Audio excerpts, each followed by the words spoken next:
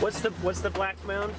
This is compost. Okay. So this is, you start off with usually animal manure, you know, and organic matter. So this thing is. So you need a 35 parts carbon, or organic matter material, dead matter material, and you need 1 part nitrogen, typically.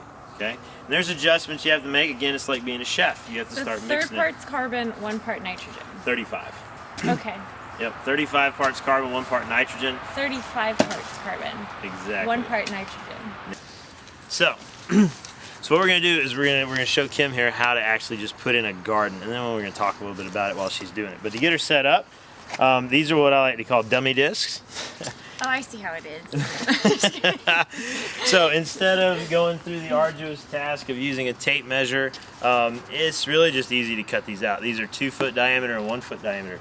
Turns out cauliflower right here needs a 2 foot diameter to be healthy and grow. Okay, if the plants grow up, put your arms together. If the plants grow up and they start to expand their arms, go and expand your arms, and they do this, they're going to fight for sunlight, and one of them's going to win over the other, and you're going to lose some of your crop. Yeah, she would probably win. That's probably true. So instead of that, we have cauliflower in this scenario and kale. We're going to put them just like that. That way they both have enough room to grow and flourish, and they'll make healthier stuff so we can eat them. So kale, cauliflower, kale, cauliflower. Correct. So why is one bigger than the other? Because cauliflower needs more room. Okay. So size matters. But it does. But the reason we're putting them together is a concept called companion planting. So we know that from great botanists like Luther Burbank and even Ralph Waldo Emerson, that plants can work together. Some of them do, and some of them work against each other. They get stabbed. But these guys work in symbiosis, and especially this time of year. So anything we can do to help, it's not the one thing that counts, it's everything, all right? So if you're like, which organic technique should I use? Use them all, every single one of them, all right? Because you don't want to lose your plants. You don't want to put the effort in and end up losing them. Stab it in the ground, and that's where you're going to actually stir up the soil. So let's just kind of move it like this, out of the way. And you want to make the hole big enough to handle one of these guys. It's really important when you get this out. These guys are really fragile, so sometimes you gotta push the bottom to get it started. Sometimes you gotta be real careful. We'll probably all fall out here in a minute, and I'll look like an idiot. Okay, so done. This is like the plant's little heartbeat. The roots are all right here exposed. It's a common misconception that folks, they want to massage and break this up, and they're like, help it. It doesn't actually. It would be like somebody punching you in the head repeatedly. All right, so we want to put a little compost in here, a little fresh fertilizer, and you can rake some of this original. This soil here is really good stuff, so we're not going to be afraid to use some of it. But if you don't have really good soil, then you need to use an excessive amount of compost. Let's give it a good healthy dose of medicine here. Okay. Medicine. Exactly. All right, so then we want to rake this around, and again, you know, we were being kind to it earlier. We didn't want to hurt it. Now, right here at the finish, after you, that's Are you bleeding? That'd be all right. If you're not bleeding, you're not working. All right. If you're not bleeding, you're not working. Farmer Robert. Just give it a light press, and that's all it needs. Okay. A light little press, just like a gentle little massage, right? Exactly. Like softly. Yep.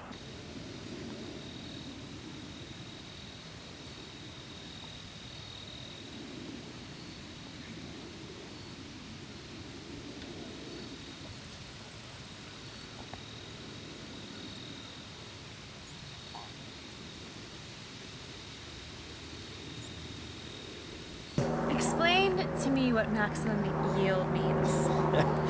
Means getting the most out of this thing. No, so there's a common misconception, but there's not a lot of folks gardening because, and I believe the misconception is that it's difficult. Like it's just this difficult, hard thing to do. In the beginning, it is tough, all right? It can be, like if you just have, let's just say we have a grass yard, and we want to put in a garden right on top of it, okay? We'll show you a simple method here in a second for doing that. Okay. Right, just bring here, this, hit it. Go ahead. Do it hard. Okay. All right, we're gonna take it back. Don't play with fire at home, kids. Much.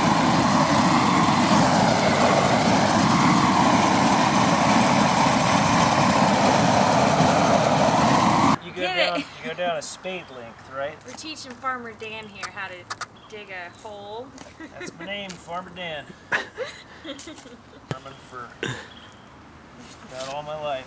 What do you love about farming, Farmer Dan? My new life, which started about an hour ago. What do I like about it? I like the earth and the soil. Because we're alternating kale, cauliflower, kale. And why do we alternate, Farmer Robert? Well, we alternate so that we can have pest confusion. Yes. So that we don't necessarily have the problems that monocultured or monospeciation farms do. I would say one of the biggest issues with modern agriculture, or at least the giant farms out there, the mega ones, is they grow one thing and one thing only. These big mega farms using chemicals, they always are having to fight. They have to constantly battle Mother Nature to have that monospeciated single crop, which is why the chemicals are necessary and the antibiotics and all the sides, herbicide, pesticide, fungicide, you name it. Speaking of fungicide, look what I found over here. I'm just gonna keep digging. All right, you do your job. Mushrooms. Do you know what kind of mushrooms these are? Tell me a little bit about why these mushrooms are growing here. So these little guys, okay? Are they safe to eat? Yeah, go for it. Really? They are on our hay straw road. And they're just showing up as a result of high moisture content and nutrient content. We use hay straw and stuff to mulch down. This is a good sign. It means that it's breaking down and that the soil is actually becoming better. So mushrooms are a good sign that the soil is becoming better. That is correct. Good to know. But Indeed. don't eat the mushrooms. Unless you know what it is. Hey, so I have a joke. By all means. Mushroom walks into a bar and says, "Hey, what's going on?" And the bartender says, "We don't allow your kind in here." And the mushroom goes, "But why not? I'm a fun guy."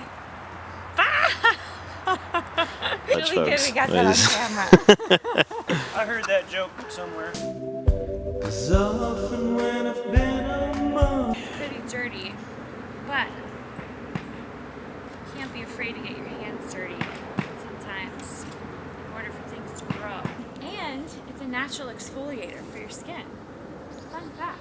I don't know if all dirt is a natural exfoliator for your skin, but I do know that sand is a natural exfoliator, so I'm sure dirt, You've been hanging around of my She's actually emulating what would if it was raining for real, but you can also trickle it right next to the plant as well. And maybe Kim will show us what that looks like. There you go. Just a little bit coming out of the hose. Put it right at the base of the plant so that water will infiltrate down into its roots. This stuff right here is a very traditional way to go about it. Some people will call this 6-2-1. This is just the relationship of nitrogen, phosphorus, and potassium in the actual blend itself. But in essence, all it is in the old days, all the cotton production that was going on, they would end up with cotton seeds left over out of the gin, and they had to do something with them. So they would grind them up, and they would use that cottonseed meal as fertilizer, and then some other things as well. It wasn't the only use, but it works really well. So sometimes the old school methods are the best. But I promise that it won't take long to finish what I wanted. So out here in Zone 5 is where we would put, hunting stands and blinds and stuff like that. What's the point of hunting? Well, the point of hunting would be the most sustainable way to obtain your meat. And it's definitely known that venison is Do not support this.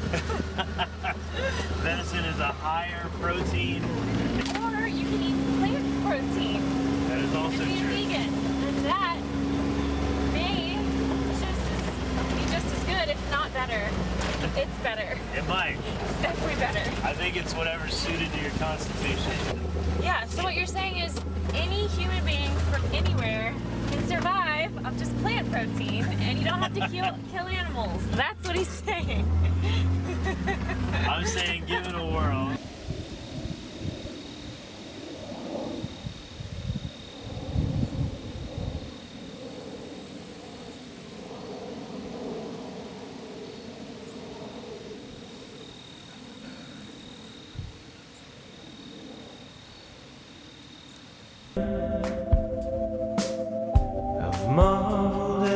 He's getting a lot better. He was.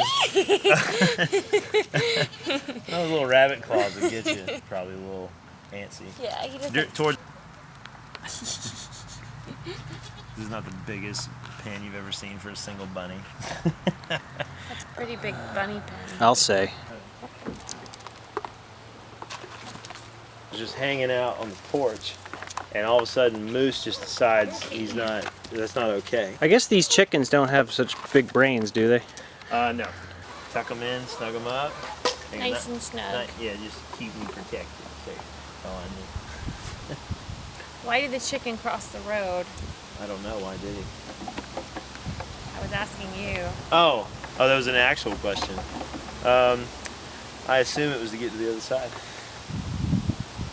I don't think that's true. I think that's a myth. Fly? I'm gonna let you free. He's shaking his head. Flap your wings and fly! He flew! A little exercise. Ah.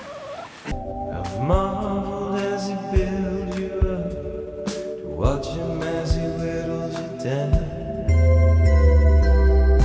And it looks like the stars